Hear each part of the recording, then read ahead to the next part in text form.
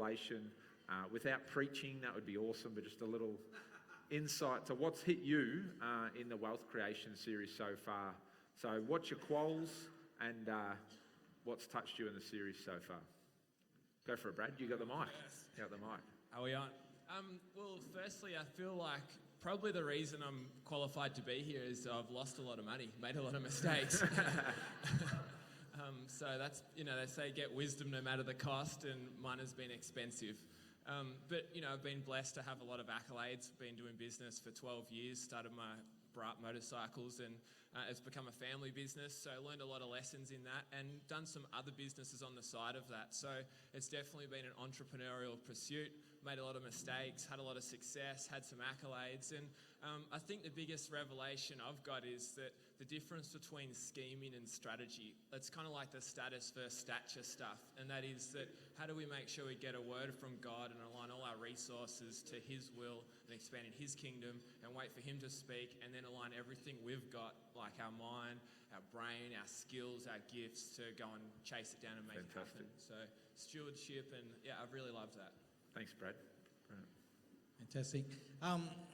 Probably a little bit like Brad too. Lost a lot of money as well in the past, but I learned a few mistakes through some hard knocks. But I've also had the opportunity and blessing of God just to be able to really take a lot of what the principles of what God has spoken through this house, in particular Pop and Papa Jonathan in the past, and be able to apply it in business and see some real success in that. So I don't know how many, I didn't actually add up, but multiple of businesses I've run, and at the moment I'm CEO of 3 now, really, that 2 of them are main businesses, one's really a startup. So, and as you know, one of them's an accountancy firm in Queensland and another one's in Ulladulla in New South Wales. So multiple different businesses, don't have a degree background, but been able to really pull on what God has said and those principles and place them in, and that certainly had that experience. I also do business and HR coaching to other businesses, so we have clients that I go into and meet with their CEO or their senior leadership on a regular basis,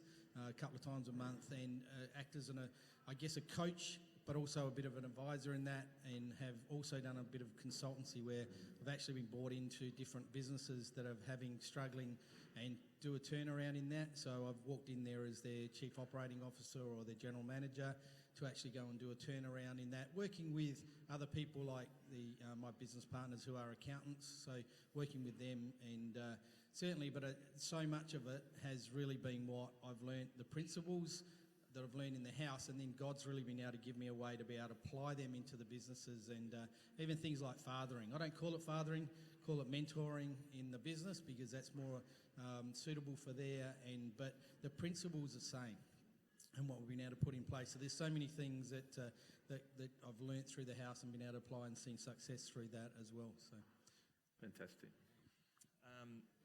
I got bitten with the entrepreneurial bug in my early 20s, and have, as a result, have tried a whole bunch of different things, some successfully and some unsuccessfully. I've shared a little bit about, I've run 3 different businesses. I've got owner of 2 at the moment. 1 failed, and learned a heap of stuff through that process. I've also bought and sold a couple of properties and buy and sell shares fairly regularly. I guess for me, it's been good. It's a great opportunity to share.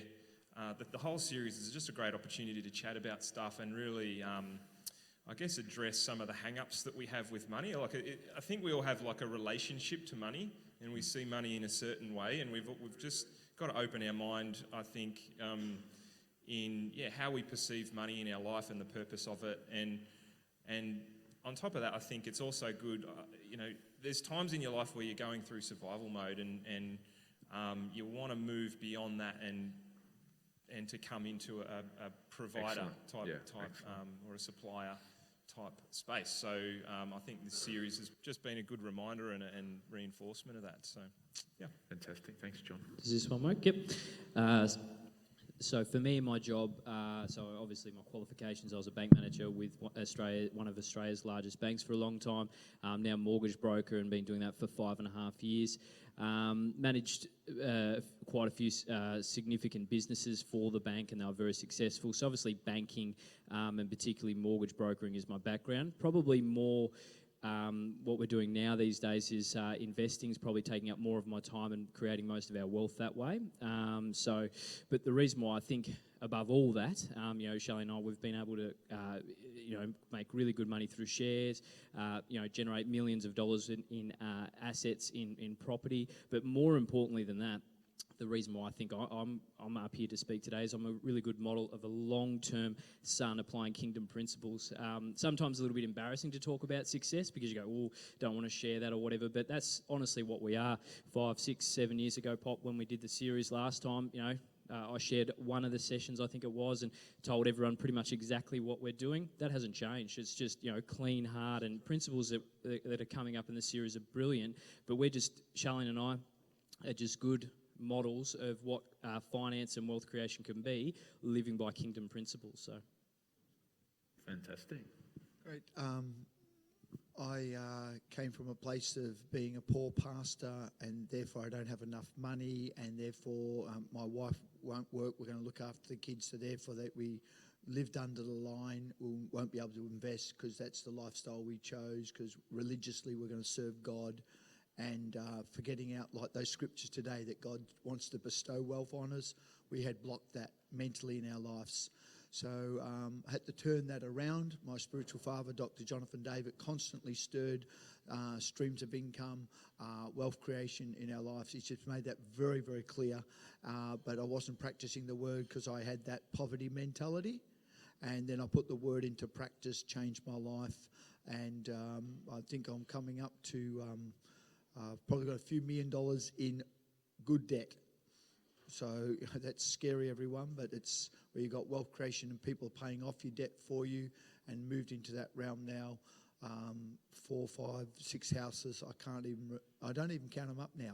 It doesn't like it's where before I'd know exactly what it was, but I've come into wealth creation now, and next time I'll share a little bit more about that. Fantastic. Thank you for introducing yourselves a little bit, and just to hear, it's important. It's not all about qualifications, but also you don't want to be sitting there hearing from someone who's never done anything. So that's really, really important. And we'll see how far we get today, but I apologise in advance because we're probably not going to cover everything. But if today's successful, we'd really love to have more opportunities like this, and especially in your Connect 2 groups is a great place to table questions. Probably not a great place to receive financial advice and act on that, but it's more a place to work out your own wrestles and to work through the godly principles and the doctrines of wealth creation in our Christian living, and to work through what's blocking you. Because as Dan touched on, Phil touched on, the simplicity of all of this is the fact that God has a pattern, and that pattern works, and you don't even need to be a Christian to follow that pattern, and it works. And that's what we need to get down to. And that's probably not a phenomenal revelation to anyone. But as I touched on when I spoke last week, it's actually what stops us is where we've got to find those things. It's the mindsets, the sin, the complications, the things that actually stop us from living in the patterns that are successful. So, and that's where Connect 2 Group is especially a good place to get honest and start to look at those situations. So. Now, JT, which I'm assuming is Josh Tanner, has got the top question here. So, but I've noticed that in the last 3 minutes, the John Munro question has skyrocketed to second. The John Munro question, which is, it's gone top. It just went top. There you go. It's just gone top. How much money do I need to start a courtship? Oh, no, it's switching again. Let's start with Josh's question. But I'm happy to answer the courtship one as well. But so Josh Tanner asked, what are some practical ways for students in particular to invest beyond earning 3% interest in the bank? Which I think is a great question. So I'll put it to the guys. Would anyone like to have a crack at that? You just leave the microphones on, they'll just mute it at the back. Will do. It depends on the amount of savings as well. So it's important that no one here is going to give you financial advice today. So if you go and act on it and do something silly, then that's on your own fault. You really need to weigh whatever's set up today for your own personal circumstances. So hear this, it's general advice from all of us. It depends on the amount of money. So for me, when you start, say, smashed my lunch down in the break, took the kids home, smashed lunch down, so a bit of indigestion. But for me, when you start out saving, it's okay to look at those 3%ers. So, I mean, if you've got $500 or $1,000, you obviously can't buy a property with that. Secondly, to buy shares, you may not have the financial literacy to do that. You may not understand what you're doing. And also the brokerage, which is the fees you pay when you purchase shares, are going to eat up a large percentage of what you're actually buying. So, to buy costs around $30, to buy shares, to sell costs around $30. So 500, 1,000, up to 10, 20 grand in my opinion. Pop's diagram was brilliant there this morning. Some of it's a bit more advanced. For me, especially for students, especially starting out, you want to have it in a cash savings account, earning as much interest as you possibly can until you get your first home. Because, as I say, of the fees. Does that answer that question well? Not bad. Would anyone like to add to that? Yeah, I feel like for me, especially starting out, wasn't a student, but I was a young person starting out really hungry to start my business, and it was constantly, what can I do with my money? Where can I, create value? And I think that word create is the most important thing when you're a student, is how you're going to create value. And that's just getting so curious, being so obsessed with what you can do to find value, create something. And I don't know that until you get, like you said, $50,000 or $20,000, if you can do much of standard investing, it's like, how can you get your money working and active? And, Mum always talks about one of the greatest parenting things you could do is teach a kid when he wants to buy a bicycle to buy two, one for himself and one to rent out. And there's no starting point for that if you're creating value. So I think getting educated, doing whatever it takes to get smart, to get around the right people, and most importantly, just so curious to look for ways that you can add value and create value. Yeah, I was going to say, is that apart from living with your parents rent-free while you're doing EDT? So that's a smart way. But also, I think one of the things, Josh, you have been doing is doing some trial, play stock sort of things, so starting to teach yourself, learning, reading good books, reading great books that start to give you principles as well, but also, as I said, really encourage you in what you have been doing, but just for others, that is to start to do that as almost like dummy trading. So you're not actually investing money, but you're starting to learn in that way by trialing and getting experience in seeing how it works. So it's good. Yeah, education's a key theme there, which is really, really important. But I think all of us would agree, that first saving for your first house and getting into the market. So Charlene and I, we worked our butts off at McDonald's to buy our first house when we were 18. That has catapulted our wealth by so much, just because we got into the market early. And obviously compounding, we'll talk a little bit about it. If you're interested in money at all, look into compounding interest and how that works, and compounding investments. It actually come up in the prayer time this morning, a compounding life even. So, but getting into the market with your first home, I think all of us would agree, is a really good first step. Yeah, great. I think these points are really, really good, and what I'll say to add to that is, for a young person, tithing must be the first thing you have in order. Giving to God what God has asked, and dealing with the flesh that rises and reacts to that. A lot of people talk about tithing as an expense or a bill, and I can't tithe at the moment because I don't have much money. If that's your attitude, then you've already missed the whole revelation on tithing, because it's not about negotiating or paying a bill. It's actually a principle, and I was really blessed to be raised well to do that, and I also made smart decisions to follow what I was raised in. And the second thing with the saving, which I think has really come through quite clearly there, again, as a young person, it's not just about saving a whole bunch of money. What you should be doing is to save 20 grand or whatever, but it's actually about the principle of saving, and can you do it? That might equate to 11 grand by the time you finish uni. It could equate to 25 grand. By the time I finished my university, had gone overseas a couple of times, had smashed mum's car and repaid 4 grand for that. I left uni with about 22, 23 grand, and then Kevin Rudd said, you can have 32 grand if you want to buy a house. And because I had 22, 23 there, with Kevin Rudd's money, I was able to buy my first home. But I never really was saving for a house, but I was more practicing the principle of tithing and saving and preparing myself for the future. And all of a sudden, the first homeowners grant, the most we've ever had in our country before, came up, and I was ready to enter into a house. So, and that was just because of following those principles. And probably something else I'll add. I love what Brad was saying about being creative. But to be honest, in my experience working with young people, if you can actually work out ways to not lose your money, that's probably going to be smarter than worrying about where to invest your money, because you could probably earn a lot more money by working out how to not waste it, if that's making sense, than you could in investing it in something. Because like Dan said, you don't have a lot of money anyway. You don't probably have enough to invest to make a huge gain, but you could actually find a lot of ways to stop giving money away or wasting money on things. And that's often a better way to save money, is to work out how to not give away what you got already. So really important principle there. Warren Buffett's, sorry to jump in there, but it's exactly relevant. Warren Buffett's so everyone knows who Warren Buffett is? Best investor the world's ever seen. Number one rule with money is don't lose money. Number two, don't lose money. So exactly that. Dan, what would you say to Kale's question, which probably comes in there as well? How much money would you recommend to start investing? To start investing? Yeah, what would you say to that? For me, starting out in life, it's the first home and it's your first investment. We all have needs, so Pop talked a little bit about needs today. So we all have to eat, we all have to live somewhere. So buying the first home is absolutely the 101 for me. We're fortunate in Melbourne, especially, that over the last 20 odd years, if you have bought a property, you've done really, really well.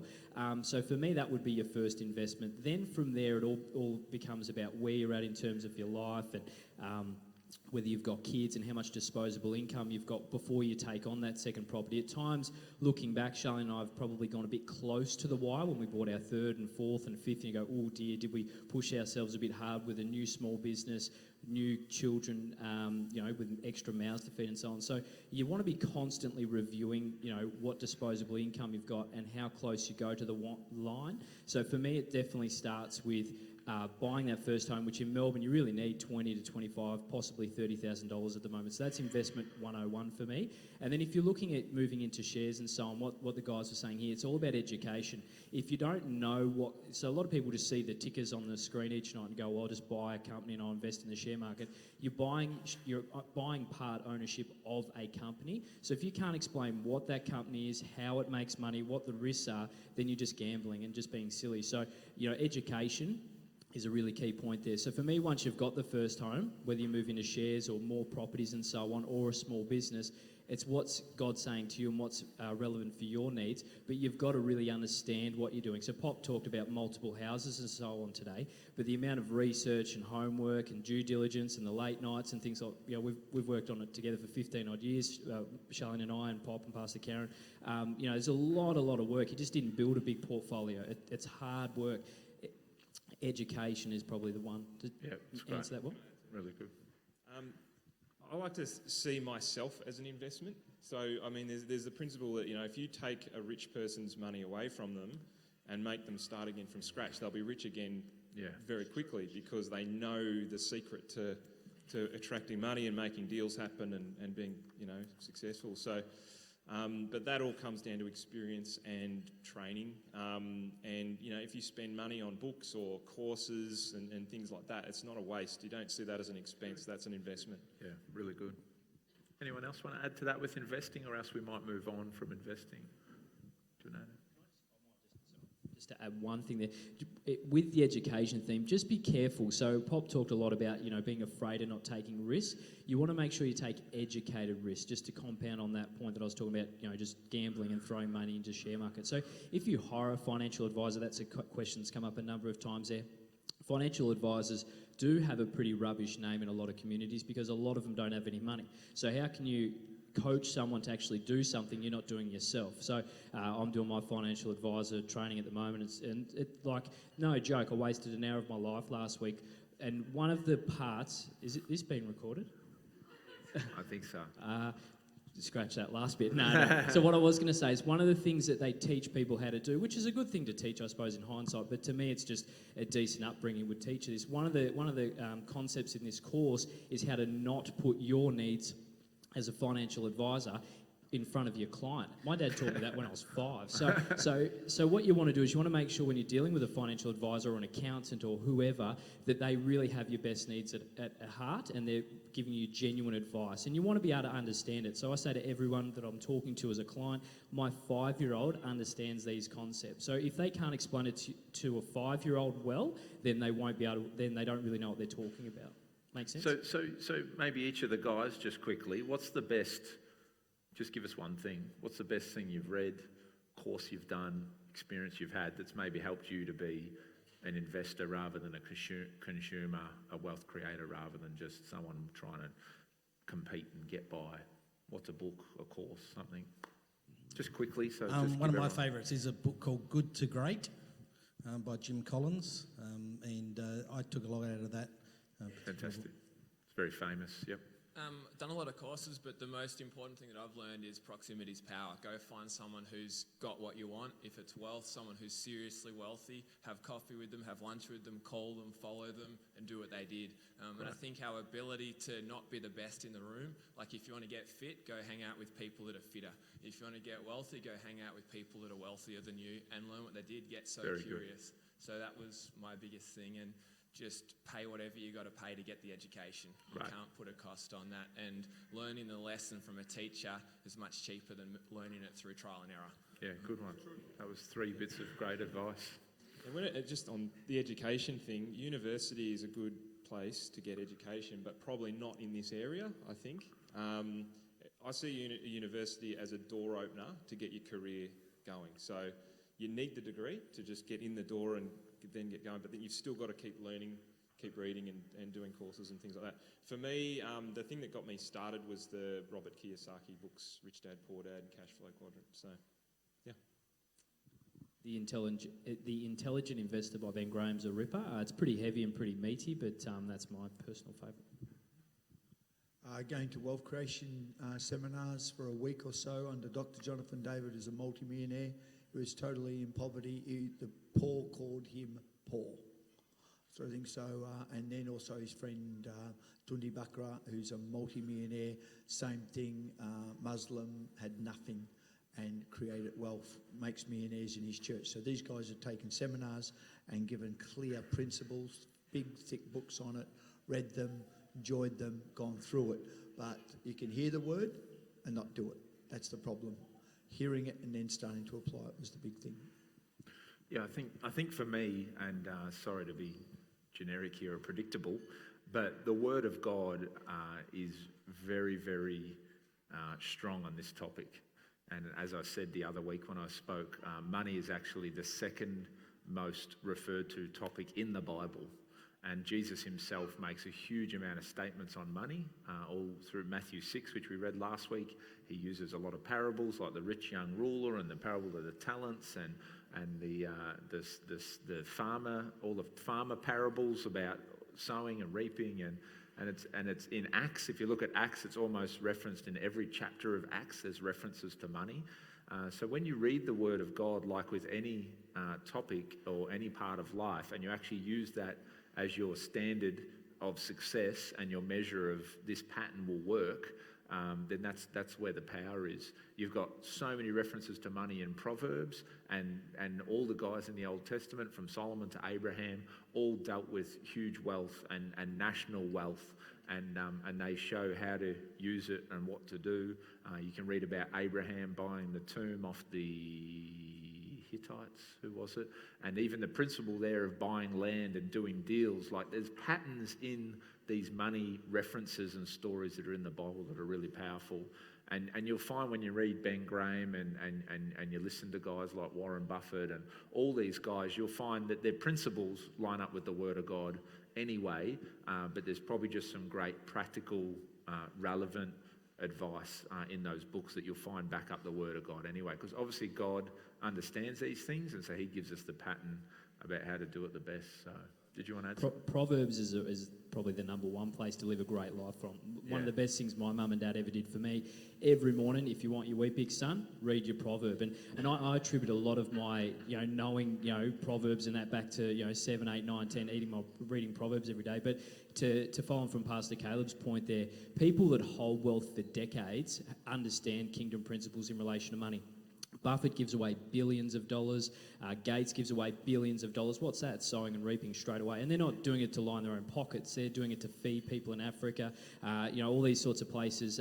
Tony Robbins feeds 1 million people a year. He's going to feed, was it 1 billion, he said, in the next 7 years or something like that? So these people that hold, so you get your fly-by-nighters and people who might make $1,000 or $1 million or whatever, and it's gone within 5 minutes. But people who hold it decade on decade on decade on decade, they're the ones that understand these kingdom principles we're talking about. Fantastic. I might just switch gears a little bit. There's a couple of great questions here to do with God. This one's got 9 likes from Anonymous. When you are struggling with money and stressing out because you have bills to pay, how do you switch your mindset and fully trust that God is in control? And I might just marry that up with... this one's got 5 likes from Anonymous again.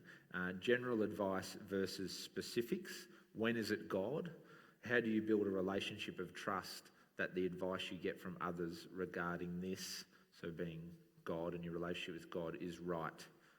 So a bit about God and wealth creation and trust. And just I think something that's probably in a lot of people's heads is, wow, these are great principles. I need to get my head right, heart right, align with the Word of God. But practically, how do I pay my bills tomorrow? And I'm seriously stressing about this debt I have. What can I do now, move into now? So, Don? In relation to the first one, if you're really struggling, things are not going well, you don't have money to pay bills and things like that, you need to stop the bleeding first. And I think That's good. there's a few ways to deal with that. And yes, so the mindset, I think it's amazing how peace comes when you take action, and so I mean, I've been in this situation myself, and if you have overloaded with credit cards, can't pay your mortgage, call the bank tomorrow and get them to help you. They will help you. You need to be tracking your money, even if it's just if you've got absolutely no idea where the money's going, then you need to take some steps to actually start tracking it so that you can see where you're bleeding. So there's some practical things that need to happen. You probably need to talk. If you're not good with money, you might need to do Dan's course, for example, or talk to people that are good with it, and just get some simple things in place to just get you back to that position where you can see where you are, and then once you've stopped the bleeding, then you can start to plan and start to believe God for more, I think. But that's probably the first step. Fantastic. For mine.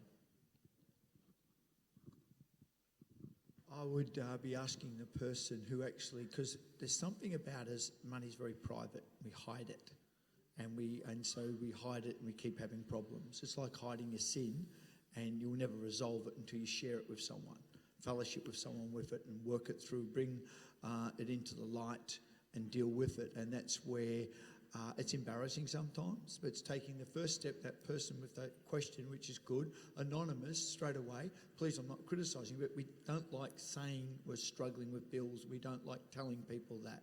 But that's God humbles us. That's what it says in the scripture. He humbles us. He tests us. Come on, take a step. Relate to someone. Look, I just want to share with you about this. But don't go to the person just to hear. Go to the person to let them coach you and bring change. And really accountability, and go, well, we're going to sort this out. I'm not going to sit with you if you don't want to follow it. I'll say it once. If you don't want to follow it, I'll probably never see you again. But then someone comes back, I've done that now. I've cleared all my debts. My cards are in order. This is in order. I'll follow what you said, those first 2 principles. Okay, and now I'm accumulating wealth now. What do you think I should do? And I think that's where the accountability, I think, is very important. Who do you go to? Most of us are private and hide. We're embarrassed about it. So therefore, it never changes. We keep going around in circles. In my role as an accountant, I've sat with many business owners, and there are, I know when things are not going well. Like I can see, you've lost a serious amount of money. I'd be really stressed if I'd lost that much money. And it's interesting to see how many people will just stick their head in the sand and keep going on and ignore the problem. And I think that is the number one barrier that you'll face if you're in that situation where things are going really bad, that sticking the head in the sand and not taking any practical steps to deal with it is going to be the number one hurdle for you, I think. That's exactly what I was going to say, but just to say that you're not alone, you know.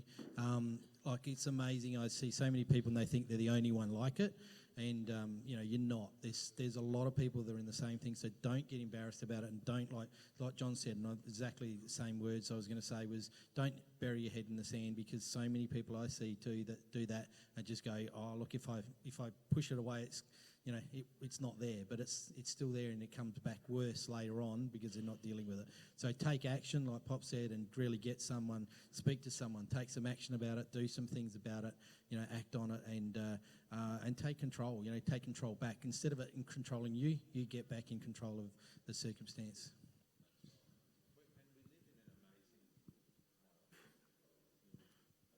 Hello?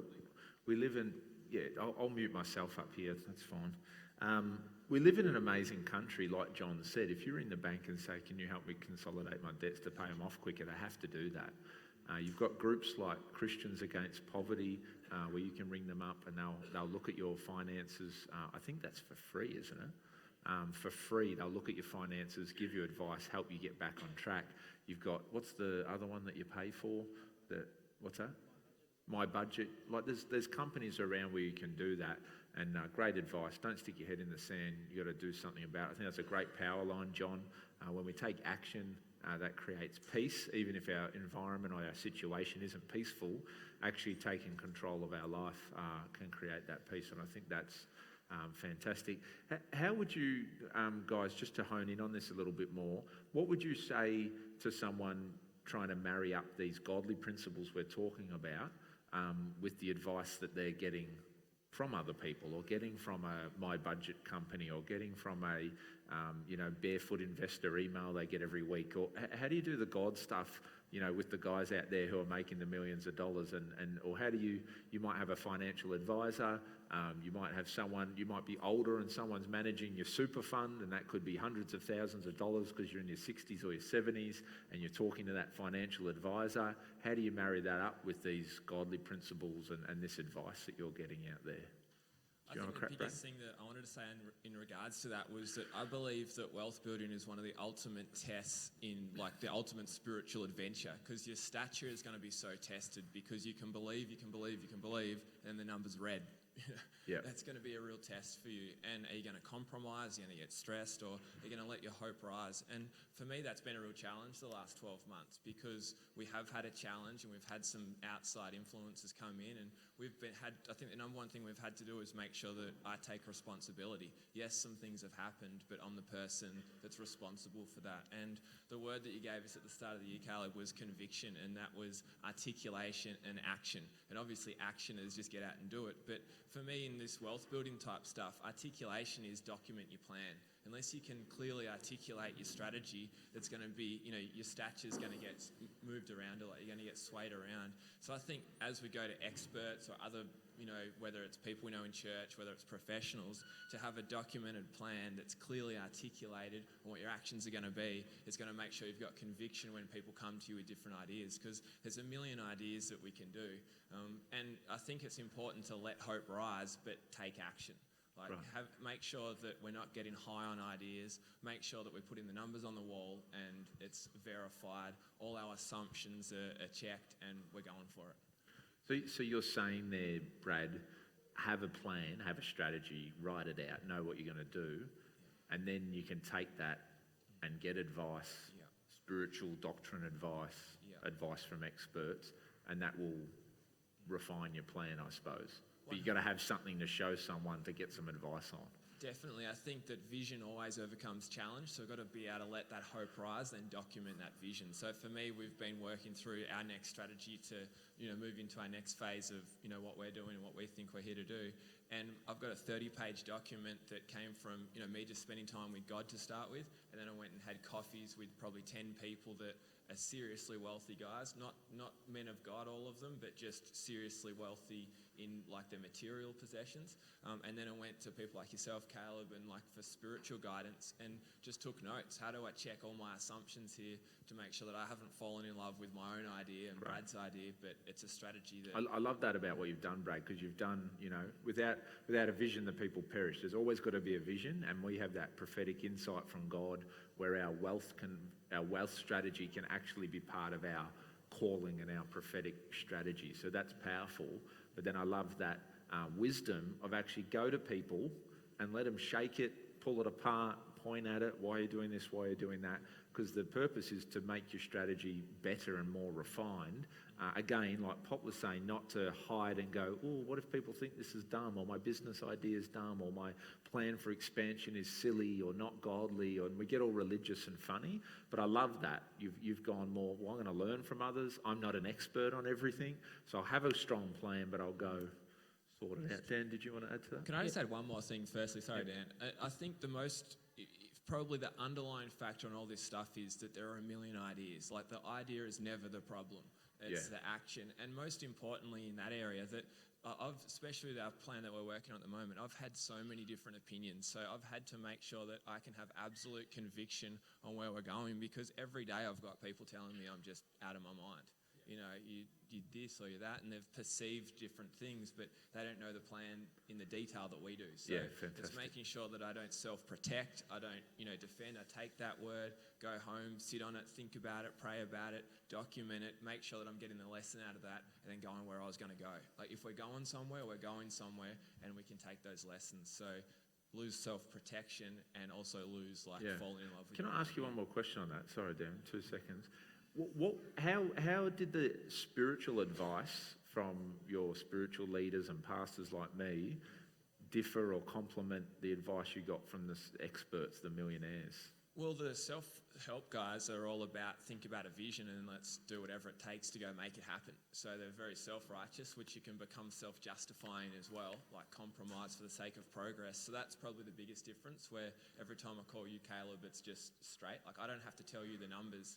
I called Caleb the other day and said that I've had 6 months of God speaking so clearly to me, like, do this, do this, do this. And everything, like, the path all the doors have opened. And it hasn't been, like, directly opened, but they have opened. And then the last week or so, I'm like, I got nothing. I feel like I'm here on my own. What do I do? And you came back to me and said, God's either going to say clearly yes, clearly no, or he says nothing. And when he says nothing, it's time for us to rely on what principles have been put in us, how we're going to rely on the principles that we've learned, the kingdom ways. And I thought that's so powerful, because my entrepreneurial mates were more about, let's get a list of people that could buy this thing and let's beat the phone. Yeah. Let's outwork it. And I think that's It's good. interesting. Because if God's saying nothing to you in this business strategy sense, it's often because in saying nothing, he's saying use your brain. So true. Follow the principles I already said to you. He says nothing because he's already said to you what to do. So he's not going to say yes again. If he said yes, we'll keep doing what you're doing and use your brain and talk to some people and use your expertise and what you know. He's not always going to be there going, yes. What about now? Yes. Am I still on the right track? Yes. Often he's silent because he wants you to be involved and to be part of it. And that's the adventure. Great. That was good to focus on that for a minute. For me, to answer both the questions raised before, it's all about what's your default position. So for Charlene and I, we've been through some really tough times. I don't want to share all that now because for the sake of time, but when the rubber hits the road, when the really tough stuff happens, if you've got no money, if you're in the red, someone dies, you're overweight, whatever it is, where's your default position? And for us, it's God. And so if you really build, and it's easier to do it as a young person, so if you're 20 and under, build God in, build sowing and reaping, but build giving in, because it's so much easier. You can do it later, but if, like what Pop said this morning, out of $1,000, it's very easy to give. We give an awful lot now, and I don't say that to make me sound awesome or anything, but we do, but we're able to do it because we built it in when we had nothing. So when we're earning $7 an hour, it's just something that's built into our life. Pop shared he's giving 23% or something now. If you don't do that when you've got nothing, you won't be able to do it when you've got everything. And for us, it's our default position is how we deal with all those conflicting pieces of advice, whether it's Scott Pape or whoever it is. If God's our default position and we're getting advice, Charlene and I, and we're understanding it, or education or whatever, it's very easy to pick out the meat and leave the bones, because there's a lot of rubbish out there. And if it's conflicting with God's word, don't do it, would be the way I'd deal with that. Great, really good. Does anyone else want to add to that, or we'll move on? Self-managed super fund, quickly. What would be a viable amount to start a super fund or to start a self-managed super fund? We've got a couple of experts here. Yeah. Depends how skillful you are with investing. So if you're really, really good, you could start with less. But I think the default position is around 200K. 200K. What does John, quickly, what does self-managed super fund mean in a nutshell? It means that instead of holding it in a managed fund, you can basically get your accountant to set up a structure which has a bank account in it. You take all of that money, put it into that bank account which you have access to, and then you start investing that money yourself and controlling it yourself.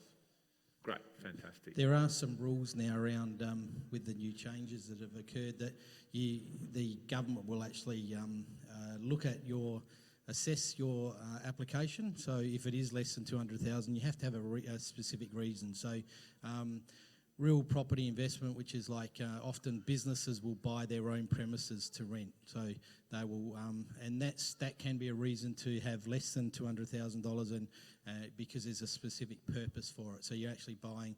So you might have $100,000, but you can buy your shop or whatever your premises that or your office that so that's one of those sort of things where that could be a reason to have less than 200,000. But you will get questioned if there's no specific reason less than 200,000. The first word in SMSF is self. So if you go to your accountant and he says, "Where's your receipts from the year?" and you go, "Oh, the dog ate them and the cat ate."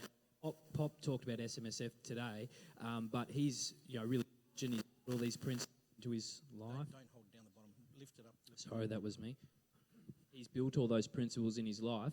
If he hadn't done that, and he's the one who has to manage that super fund, and he can't keep his receipts and he can't manage his returns and so on, it's not for him. He's got to build all those principles in his life, the heart, all the stuff he spoke about, get to the 200, get himself where he's disciplined enough to be the self, because if you can't do that honestly, then would you agree that you're just setting yourself up to fail? You have to have your finances in order, absolutely.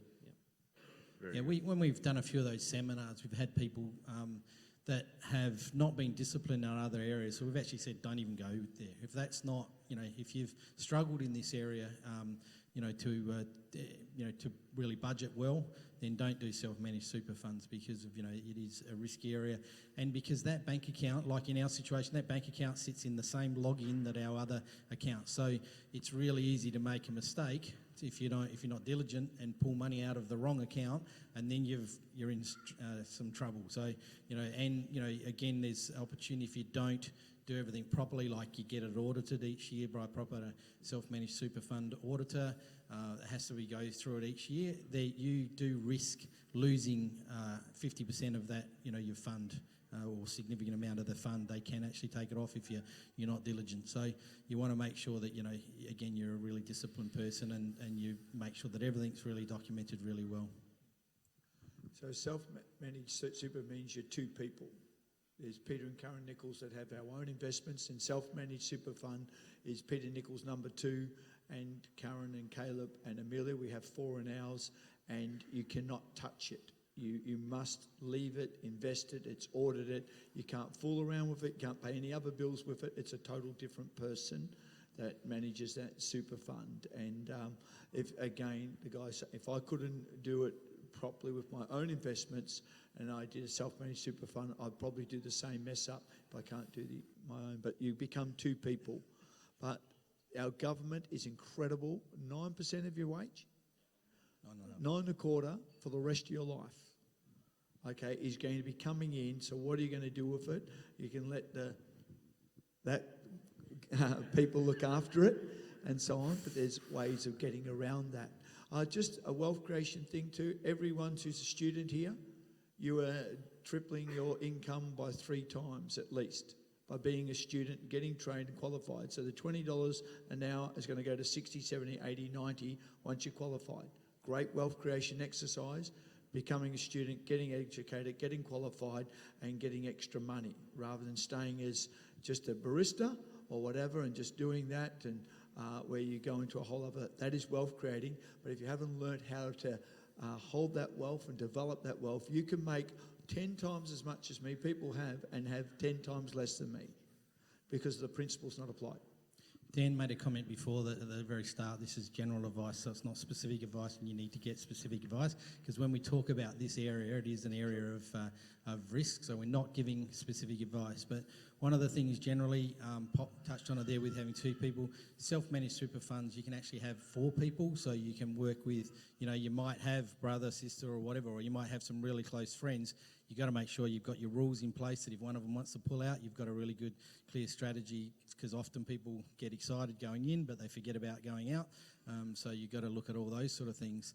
You can be a single person with having what they call a corporate trustee, which is having a company that is the trustee of the trust, so which then has a single director. So there are different ways that you manage it for different people, but so you can have 4 people within that all become what they call the trustee. Is that a maximum of 4? Yeah, That's a max. that's a max. So if like even people wanted to combine in their family or even friends or whatever, you'd probably need about 50 grand each Yeah, that's a to good, hit that 200 mark. Yep. Okay. Could you go less than that? Like I said before, you could go less only if you had a strategy, there was a specific reason. So you all might say, look, we're going to go because we know we're going to buy in one of these new areas that we really believe the property's going to go up, and we can go and buy at the right price, or we can buy off the plan, or whatever it is that they're going to do. There might be a specific strategy, or there's a reason for it because they really believe they're going to be able, in a reasonable time frame, get that up past the $200,000. Yep. So I think, again, the synergising there, like we've done with our family, is really powerful. Pop said to me we had about 130 between the 4 of us when we started, but I think the rules have changed since then. That's why we did it at 130. But the synergy that creates is incredible, and we've always, I don't know about Pop so much, but I know you've been great. Sorry, let me scratch that. I was just going to say that we've always viewed our money as our family's money. So Pop's never had the attitude of like, I won't help out my sons and daughters, because, that silly mentality sometimes that parents can have of, well, we worked hard, so you should go and work hard. It's a really dumb way to think. It's not a wealth creation mentality, because by helping me out a little at different times, it's actually helped our whole family multiply our wealth. And so by synergy, if he's got a full-time wage and I've got a full-time wage and my sister's got a full-time wage, synergising that together with something like a self-managed super fund, or buying a house together, or investing in shares together, that's just wisdom, because the more money you have, the greater return you're going to get. A poverty mentality is this is mine, and I'm not going to give any to my children, or I had to work hard for it, so should they, and that really breaks the compounding or the momentum effect on your finance. So, and I really appreciate that about Pop and Mum. They've always been open to helping, and so therefore when the self-managed came up, there's no reason for me to say no, because we have trust, we work together, we know it's going to be successful. And I work full-time, and Pop does, Mum and Amelia don't, but between the 4 of us, we all have a bit of super coming in, and it just, you think about it, that 9.5%, it's actually, if you look at the 80-10-10, that's another 10 there that you don't even realise you've got. And that's over your whole working career for 30, 40, 50 years. You've got a tithe of money that you don't even really think about, that's just building up there. So wisdom would suggest to get that and make sure that that money is building up in the maximum way, and not in the minimum way in some general MLC rubbishy kind of investment portfolio. Yeah, we also brought in our kids, we brought in our kids, a couple of our kids also, because they weren't earning big money. What was happening was, like, Josh, if I can share this example, that, working at Macca's as he was, and then what was happening was the fees were chewing away. So he'd earned, $400 or $500 in superannuation, but then it was chewed away over a period of time in fees. So what we did, we brought him in and Renee into our super fund, and we were going to pay those fees anyway, our annual fees out of. So it meant that his and Renee's were able to build funds, even at this time while they're still students and they're still, earning small amounts. But they might as well, we're already going to pay the fees anyway, so they might as well have it in our superannuation fund and be at least starting to build up rather than being chewed away by extra Great. fees. That's a great example again of seeing it as the family's money, not just of each of our own trying to struggle, and it's a fantastic attitude. Pastor Phil, where would be the best spot to go if someone had more questions about this? Would it be directly to you or a website or? Yeah, myself or John, Okay. both of us through our organisations can help people out. And, How many people would be interested in a self-managed super fund, maybe info night or a little seminar-y thing? Okay, probably 20 people straight off there, because that's Fantastic, something that we could look at doing, isn't it? Yeah, certainly. We've done a number of them. Is Nakai still here? No. So we did one not that long ago down in Tassie with both in Hobart and Launceston. That was great. So that's something we might try and look at in this series. Just parents are the greatest form of blessing. They are to bless their children. It's an incredible form of blessing parents can be. And that's where, when your children in the struggle, is exactly what Pastor Caleb said, you could just sit back and go, well, we struggle, so you struggle. It's not a Christian principle. It's like, why would you have to struggle? We can come in and synergise together and really make this happen. So we bought 4 houses in that 32,000 each person got. We bought 4. Zoe, who we didn't know was going to marry Caleb, which was great, and Caleb and Amelia and Reese. They all, I had trained my children on wealth creation. The time had come, they'd matured, they were ready. I said, here's this 32,000. They'd all saved a little bit and they stepped across the line. So that's 4 houses which would have made $128,000 we took from the government in that, which is just wisdom, looking at a lot of, if you're a young person looking at buying a house, you've got to know what the latest information is on the FOG, which is First Homeowners Grant. You've got to know that and watch that, because that's free money. Whether it's $5,000 or 50, it's money you're never going to work for. Where are you going to get $5,000 tomorrow for doing nothing? Nowhere. But the government will give you $5,000, $12,000. What's the max you can get at the moment?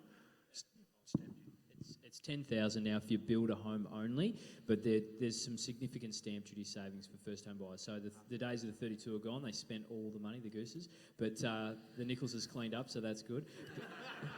So blame them. There's no more. But can I just say on that? But yes, it's the stamp blessing duty. of God, but also we were ready when it came.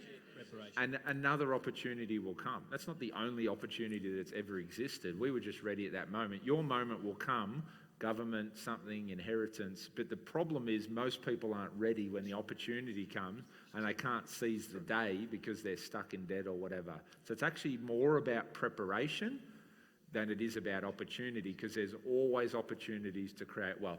All of these guys here could share 5 stories of times they've missed opportunities because they were not ready, silly, the religious thing today, didn't buy the block of land, but they come around again. You got to be ready though, that's the key. Those houses that we're talking about, my brother bought one when he was a 3rd or 4th year medical student, and the preparation we did as a family. So this is where, with this SMSF, whatever it is, you need to sit down and go through all the risks and go, can we as a family absorb this? So Joshua, can a medical student, so this full-time obviously, can he buy a house? No, he can't. But can we as a family prepare so that it's ready in 2 years? If worse comes to worse, my mum and I will buy it. Hopefully, though, he'll get the 32,000. So we weighed it all up. Then my brother, who's also studying nursing, bought one. We've gone from a one-home family. So my parents, raised us to never rent. Dad bought quite late in life. I think he was 35, 36, a truck driver. Really instilled great kick.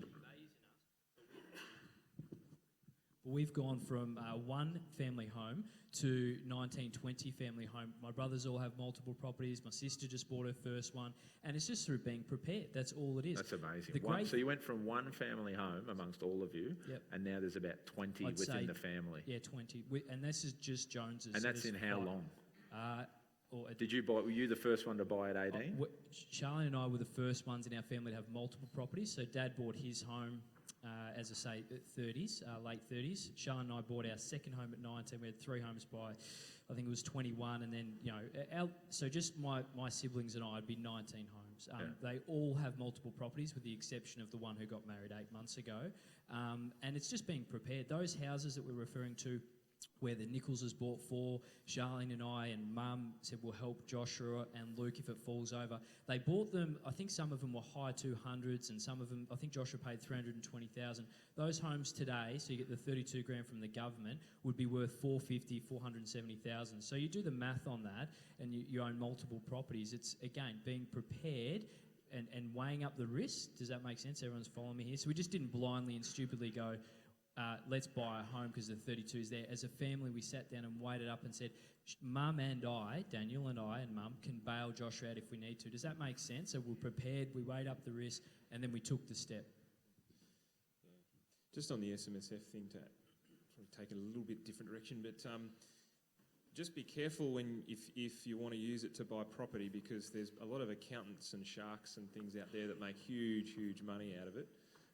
So they'll charge you to get all the setup and all the legals done, and then they'll also do a out the back door deal with the developer. So they bring in 20, 30 grand commission.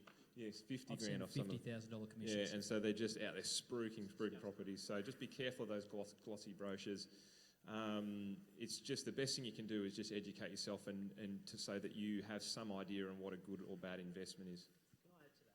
No one on this panel here really needs extra business or wants it. So, but one thing I can say, we're all growing our business and so on, but let me add to that by saying we're not up here today to try and get your business or anything like that. I don't mind if I never do another home loan for anyone here at all. But certainly if you come and see me, I will definitely look at your situation, buying a property off the development, SMSF, whatever it is, and I'll certainly look at it and treat it as though it's my own money. And that's what's really important. Whether you use our services or not, that's not what's important. But what is important is the people who you're trusting with these huge commissions to buy properties through super, and it's just disgusting the things that you can see, that you know that they have your best interests at heart. Does that make sense? So, and that person, whoever it is, that you're using as an advisory service, should be able to say to you, go and run this past family and friends and other professionals that you know and trust, and not be worried about it. Does that make sense? So you need to have a good team of people around you that can say, wow, that's crazy, or that's off the plan, huge development commissions and so on. Is that a fair point? Yeah. Can I answer the one with the 80-10-10 in here? Yeah, go for it. So the 80-10-10 one that someone's asked, just one side point to that, Pop was giving us that rule this morning, which is a brilliant rule, and Charlene and I lived that early days without a doubt. We definitely lived towards that. As your income grows, though, I would definitely challenge, if I had a doctor and a lawyer come to me and they said they're living off 80% of their income, I would say that's crazy and excessive. So it depends on where your income is actually at. So Pop's given us some great foundations. If you follow them, you won't go wrong. But as your situation evolves, if you've got 2 young professionals earning $100,000, $150,000 a year, which a lot of lawyers and doctors do, a lot of accountants do, you want to be able to go, okay, well, we're now, Charlene and I, over 15 years, I was talking to some people when I was getting a coffee before, I would say our giving would, at times it's been 20, 25%, at times it's been 10. Over the 15, 16 years, I reckon our giving would be about 15%, and I reckon our investing would probably be about 50% of our income, maybe more. So that's where that 80-10-10 rule is a brilliant principle and a brilliant start. But again, if you come together and you're 2 young professionals living off 80% of your income, you've got to have a good hard look at yourself. That's good advice. Great. Did you want to add to that? Anyone like to add to that?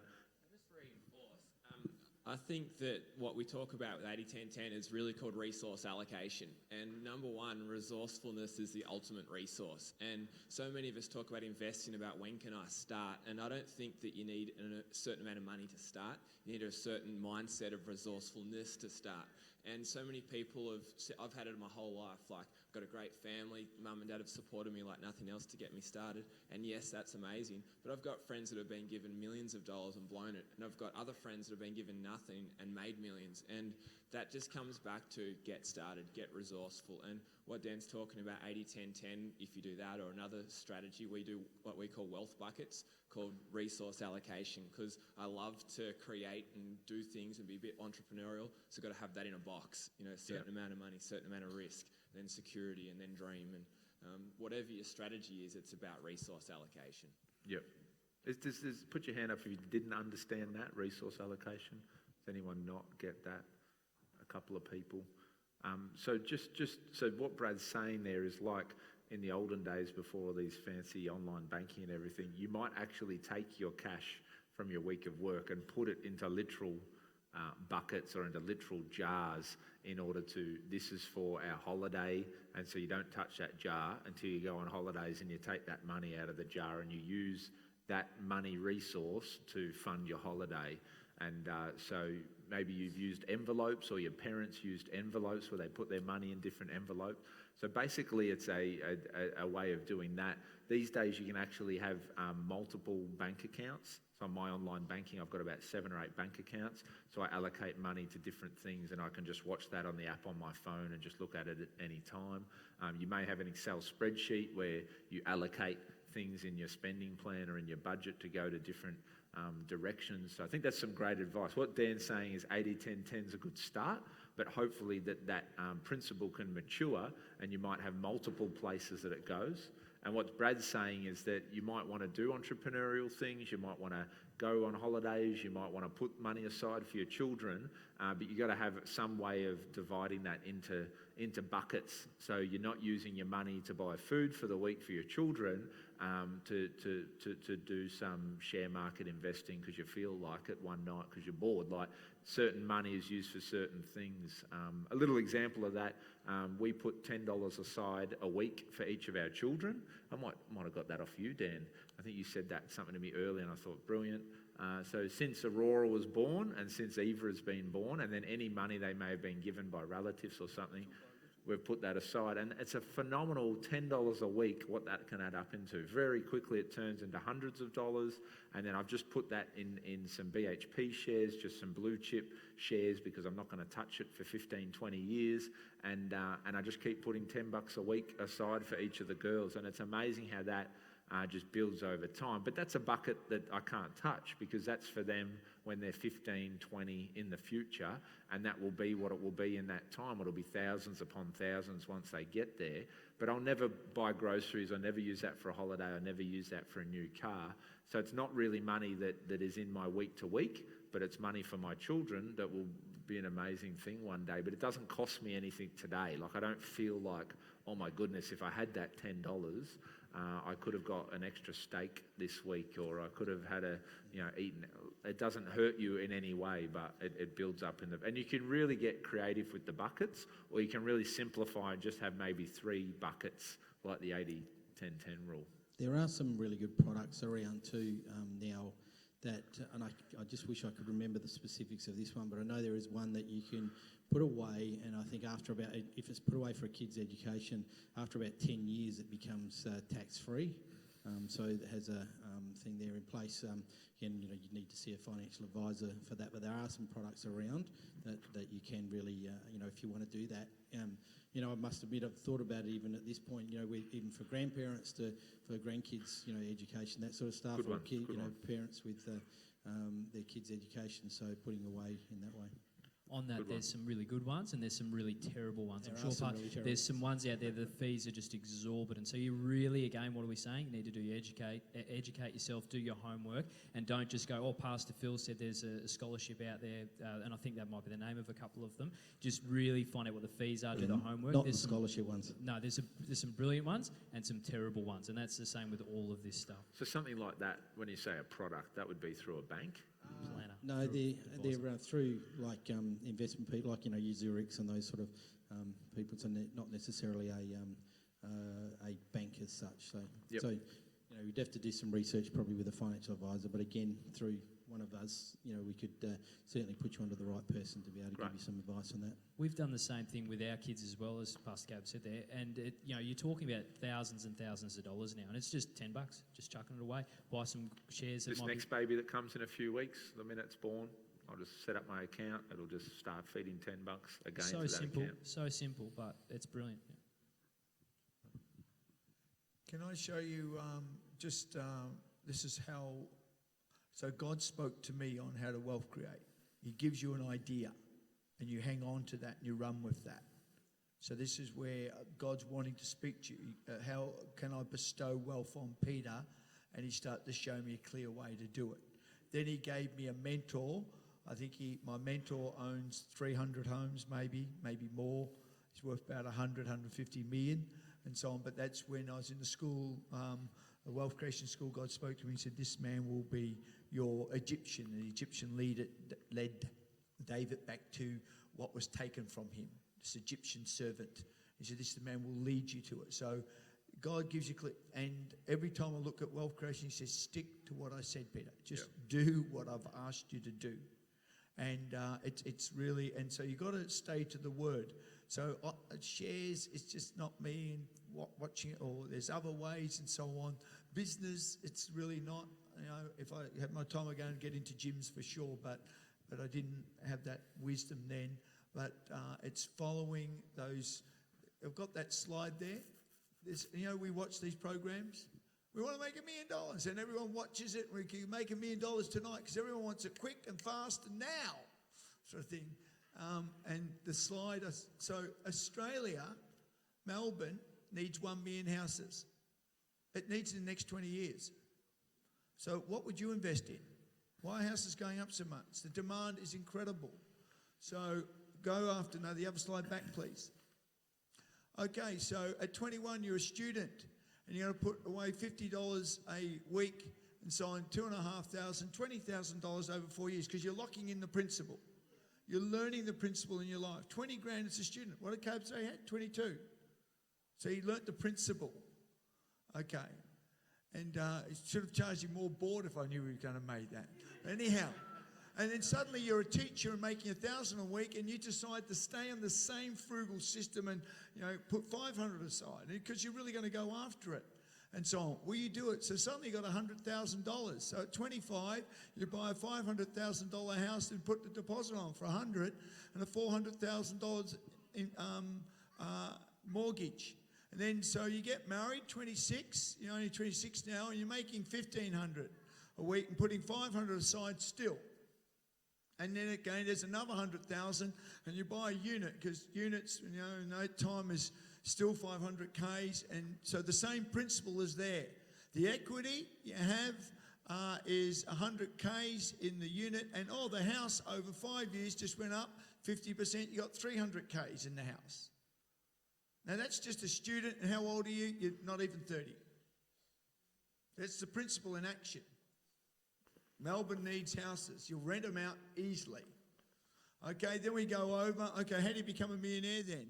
Okay, you go over. Okay, so 39 to 40, 35. Okay, the house is going to go up because it's over 10 years. It's 500,000, goes up $1 million, and your mortgage you brought down. So in that time, it's your husband and wife, you said, let's just hit our mortgage. Let's just start paying it off. Let's pour all our money into that. That's all they chose to do. And suddenly the value of the house is $1 million, the value of a unit is $750. So there's $1.1 million you have, and you're 35 years of age. Really, it's not hard. It's not difficult. So that's what I do, subdivisions. That's what I was going for, and start to focus on that. Fumbled and bumbled, but I got there. And Pastor Karen's great. She always believes in investing. And so it's great having a wife pushing me in that area, which helps a lot rather than don't do it, don't do it. And but that's just a simple setup of to do it, and that's my thing. So with land and buildings, that's what I do, and I'm in a development now. We both are. We're petrified, aren't we, in one way? But we're in that process and stretching out. And so 4-unit development I'm doing. He's doing 4-house development. It's you stretch and you grow to that ability. I think Pop makes a great point there about what God told him to do. And tell us maybe, Pop, how did you get that word?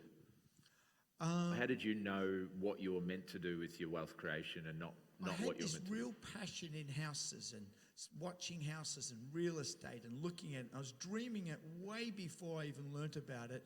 You're buying a house and renting, and it was always enthused. And then suddenly I saw a subdivision that suddenly you could make $100,000 by doing a subdivision. And just certain blocks of land all around Frankston. Now they're all going rapidly now, but suddenly you go into areas where no one really wants the houses in Frankston, and now they're all 500,000, 600,000 are going for. But it was sort of like 300,000. Karingal, $75,000 it was at one stage. Pines, 30 grand. And people said to me, that's going to go. Now they're all over 300. So you have an interest, you look at it, you study it, you do scenarios. I'm very mathematical, so do all my maths on it, look at it and go, well, that would work. work. And then year after year, and I'm going to step in. So you take the step in together, and that's what we did. So you're saying there's a bit of passion, like you had a bit of interest in it, but then intellectually it kind of made sense for you, the maths. Mathematically, yeah. And then as you stepped into it, you obviously felt the grace of God, and yes, this is the area. It wasn't shares, it wasn't start-up businesses, it was more, you felt the grace of God in that. That's great, and I think there's a great example there, because it's not going to be the same for everyone. And I know when I ask God, where do you want me to focus, God? Where do you want me to put my energy into? Because my life isn't about making money. That's not what I do for a job. I'm a senior minister, so wealth creation is always going to be on the side for me. But it's very obvious to me. I feel God just say, follow your father. Because I've followed my father in other things, and God's asked me to do that. So that's what he's told me to do. So I've bought a unit, I've got a house, I'm looking at the next step, and I'll do it probably within property, because that's where I feel the grace, and that's where I feel the heritage. And I talk a lot to Dan and take a lot of advice from him, and he's strong in that area. Greg Kilner, who's helped us a lot, he's strong in that area. And again, when I ask God, he says, is it not obvious what's around you? Just do what's familiar. So he's not saying, go be a start-up business guy and start businesses and then sell them to people. Like, that's not what's around me. That's not what's in my life. That's not my passion. So I'm not going to go and try and make a whole lot of money and wealth create in an area I don't understand. I'm going to stay within what I know, and I'm going to read books about that, learn about that, ask about that, watch that. And so I know one area of where you could make money. I know something about one area. But I'll never be an expert, because that's not what I've given my life to. But I will put my extra time into reading books and asking questions about that area. Just to add to that, it's the resolve in you get a word from God and you know that that's what it's meant to be. So for us, one element is starting our own business. And when we did that, it was crazy. So I was a bank manager and great money. Really, I could have just sat back and done that for the rest of my life, and it would have been okay. We would have been financially okay. It was a respectable job, tick, tick, tick. But I had a word from God for myself, was confirmed by others around me. Crazy timing. Charlene was about 6-7 months pregnant, I think she was. So we go from having 2 really safe, secure jobs. We had a lot of property at this stage, of course, so we've got a lot of debt as also on this side. So you look at it and you go, wow, that's nuts. Maybe you should do that when you're 40 or 50. We step out, we start a small business, and year 1 we're platinum, and just, the business hasn't stopped growing since then. So, but when we did that at the time, as I say, it didn't really make sense for the time. Even my family were a little bit nervous about it. How are you going to feed the new baby? 2 full-time secure jobs to feed 3 mouths. Now you've got no secure job. You're just going to be relying on yourself. And that's where I had that word so clearly from God that, yes, step out. It was confirmed by others. I got my ego checked, like what Brad was talking. Let people pull my business plan apart. I did so much work, it was ridiculous on it. Then a step out. God's in it, word of God was there, and just bang, success. So for me, it's just, you got to have that knowing. If you're investing and putting your money out, so if it's shares, property, small business, whatever it is, you just got to know that God has spoke to you about that particular area. Really good. Well, I'm very conservative, and to be truthful, we actually put 12 months loan repayments and living expenses in the bank prior to me actually doing that. So we'd been preparing. Now, I would say that's very conservative. You probably get away with 3 to 6 months, depending on your own That's really situation. wise. But we weighed it all up. So we did our business plan. We knew how we're going to do it. And the thing that I say to lots of people when I'm talking to them about starting up a small business is, get someone else to pay you to become an expert. So I didn't step out as a mortgage broker and go, what's LVR, what's LMI, what's a variable rate, what's a comparison rate. I was an absolute expert. Obviously you learn, and CPD you continually want to grow. But day 1 I stepped out and I was doing home loans straight away. There was no learning process, there was no education process. And I say this to lots of young people, make all the mistakes. So I made lots of mistakes working for the bank. I had to fix them, I had to sort them out. When you're employed by someone, you make a mistake, you just don't get away with it, do you? You have to fix it. So I learned all that on company dollar, and then when we stepped out on our dollar, we didn't have to repeat those mistakes. Does that make sense? Really good. Johnny? I was just going to say that if you're in the situation, this is to change the topic a little, but just something I thought I wanted to say. If you're in the situation, maybe your money's really tight and you're maybe a family or something like that, and you're wondering how you're going to free it up to get your 10% investment money or whatever, there's a really good documentary on Netflix called Minimalism, which I recommend part of your financial education, because it really brings into question our westernised way. Like we because we're in the Western culture, we think our lifestyle has to be at this particular level, like everyone else. Everyone else is in debt, and everyone else is struggling with money. If you look at that, you'll see some of the things that people are willing to challenge in their lifestyle to basically give themselves freedom. So it is about earning more and investing more, but it's also about reducing your spending and freeing up that headspace and stress. So Fantastic. If you're Just struggling quickly, that much, so cancel Netflix. that was called minimalism. Minimalism. It's on Netflix. It's on Netflix. Can you find it on YouTube? No, I think it's No. Okay, Netflix. So if you're struggling that much, do what he's saying. Cut Netflix and go watch it at a rich friend's house. We've never had Foxtel or Netflix or anything like that. It's great. Did anyone else want to comment on that? More on the other, you said about why you went into the investing in property. I saw, I think a fair few of you follow some, I can't remember the gentleman's name, but he's on Facebook that is a bit of a coach. And I remember hearing him talking to some lady that, and he really encouraged her to basically find her passion first. Find what you're passionate about. These guys are passionate about property investment. I love going into businesses, and I love, planning, people and process, the 3 Ps. So I go into businesses and God's given me a bit of ability to be able to go into a business and be able to go quickly and go, that's where the problems are.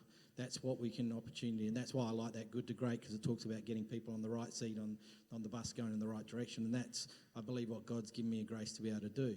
And so and I love it. It's a passion. So, find what you're passionate, and then don't go there about the money. Go there about find your passion first, and the money will follow. So and operate within that. Brad and John, where do you guys feel the grace of God and the passion and everything line up that God wants you to work or spend your time in a particular space? Tell us how you felt the Word of God. Oh, for me, it's been a pretty fresh journey, really. Like, my journey with Christ is quite new as well, really. And it's been interesting at the moment. I started my business 12 years ago as a naively ambitious 18 or 16-year-old. And it was just think about as big a thing you can think of and then, go do it.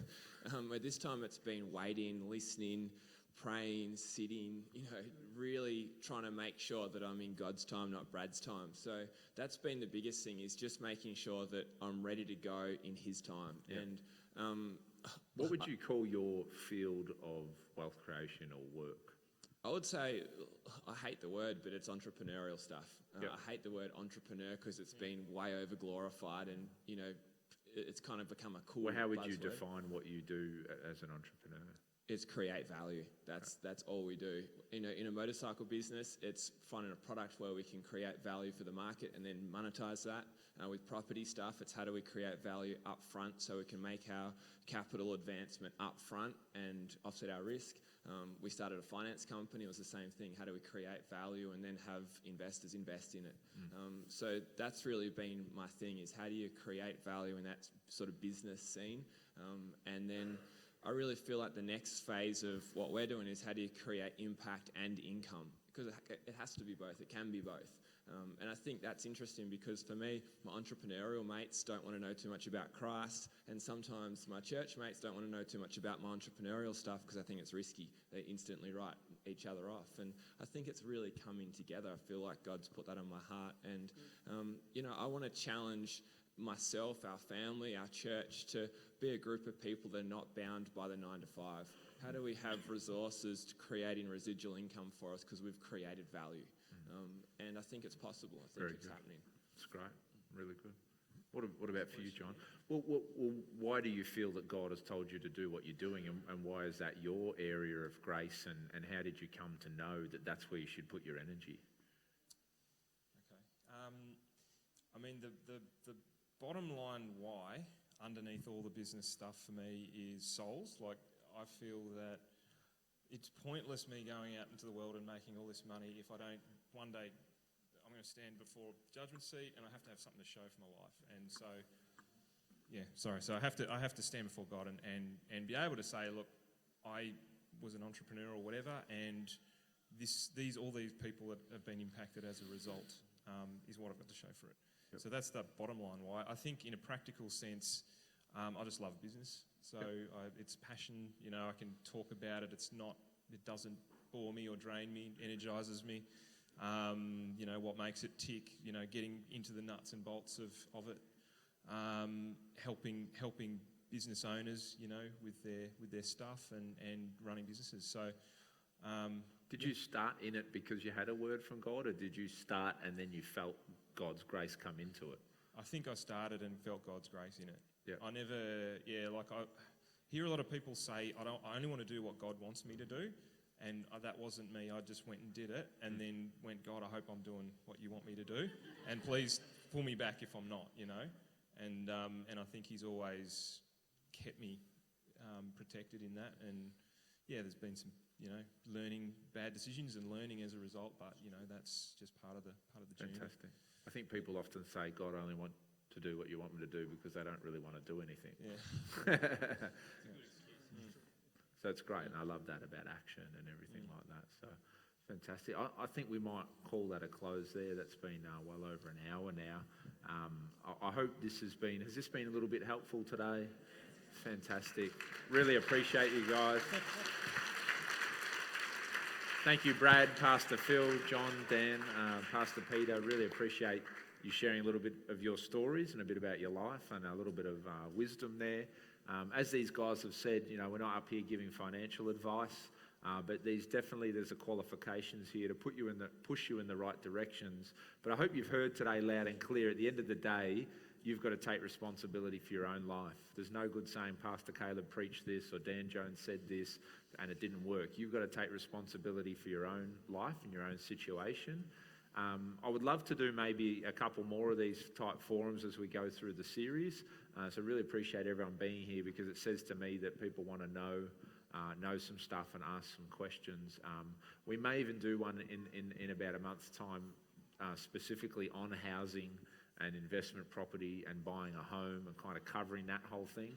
Because I think for the average person, it's probably the easiest, in my very humble, not very experienced opinion, probably the easiest place to start or to at least do as far as wealth creation goes is to buy a home or buy a couple of homes. And as Pop has shared, there's no real reason why you couldn't do that, as he showed in his diagram.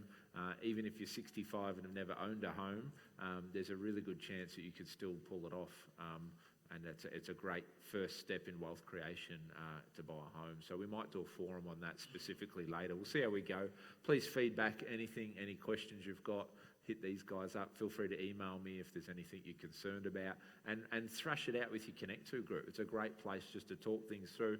And I think what Pop said, if I'll just finish on something I feel the Holy Ghost impressing on me, in your Connect To group is a great place to get your head out of the sand and to open up your financial situation to people and be vulnerable. And I think we heard that a few times today, that's probably the first place to start if you're behind in debt or if you haven't done anything and you're kind of at zero, is get your head out of the sand, open up your heart, get honest about your money, let someone look into it.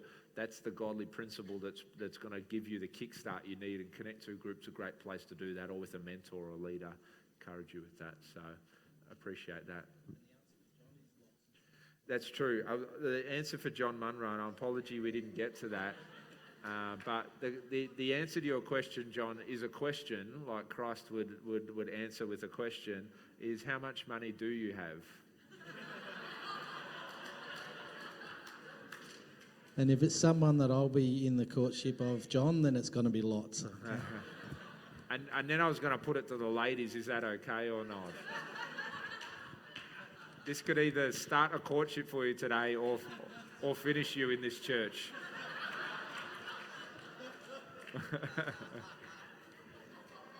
Just any ladies interested in John.